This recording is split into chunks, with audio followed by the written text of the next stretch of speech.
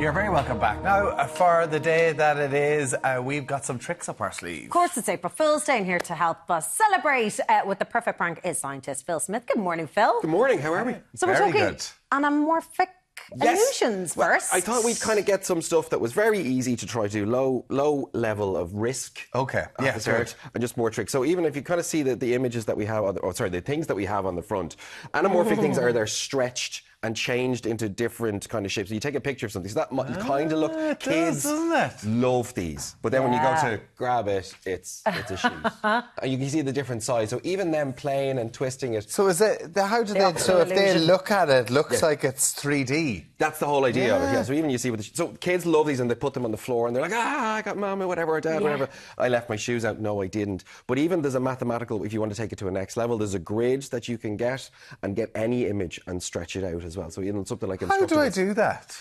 Well, if you go to Instructables.com or somewhere else like that, get an image and you put a grid on it.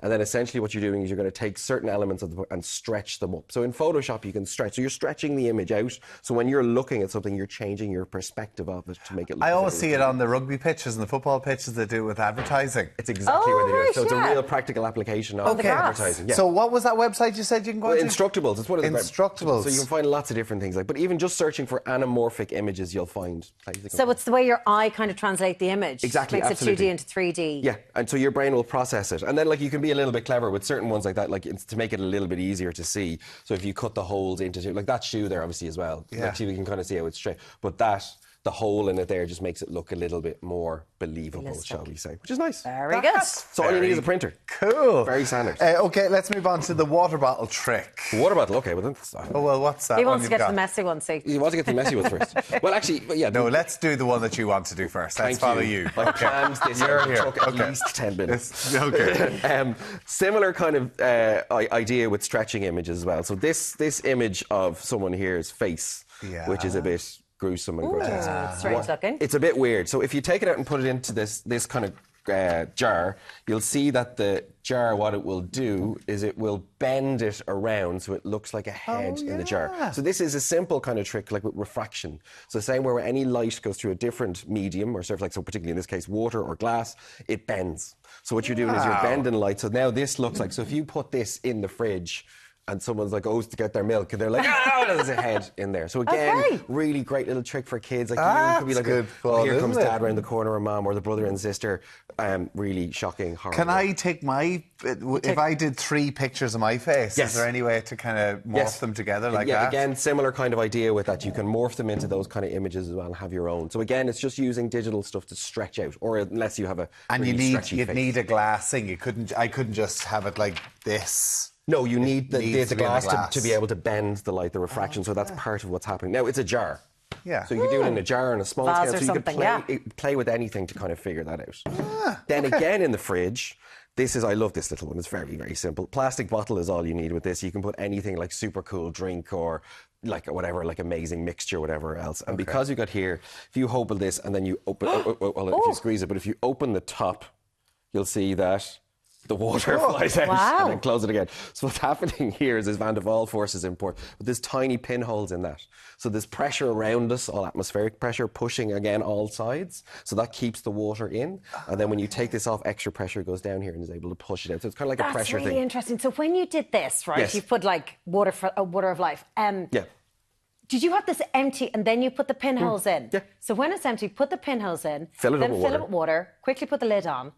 That's really... Can I do it again? Yeah. So this is the other brilliant bit of this. I've done my own April Fool's prank on myself!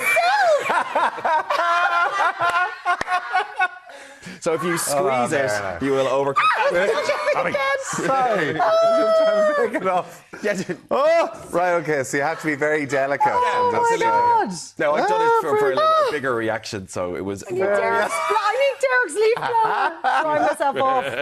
Perfect. Oh, my God, that's hilarious. Water of life, love it. That's good fun. So last one then, potentially another mess. So like normal, like cut a cup of tea type thing. So you make this, so you've got this stuff, and then you say that you have a magic sugar, Or so you can kind of, so again, this is, so you can get this. That snow, is it? Kind of like that snow. So if you put it in and you show to your kids, I'm just filling this up with like, oh, I'm putting sugar in because I need like a lot of energy or whatever else. You put it in and the kids are like, what are you doing, Dad? That's a lot of, and then you get some water Sugar's bad and you throw it into, and you leave it in there and you're kind of going like, look, it's just mixing up. I need to get a bit of energy in. Now you can get this stuff out of nappies or whatever else. But then if you're going to the kids, you're kind of like going, I'm going to, they're like, or you might run towards them or you might do other bits and pieces with that. But the other thing you do with this is if you kind of do that and then turn it upside down. Wow. The water's gone. Oh, it's gone. It's not gone, but it's stuck. It's stuck in there. So what's that material that you've put in? I just needed to clear that. I thought you were drinking this. Yeah. So that's sodium polyacrylate. So sodium polyacrylate is the stuff that goes into nappies.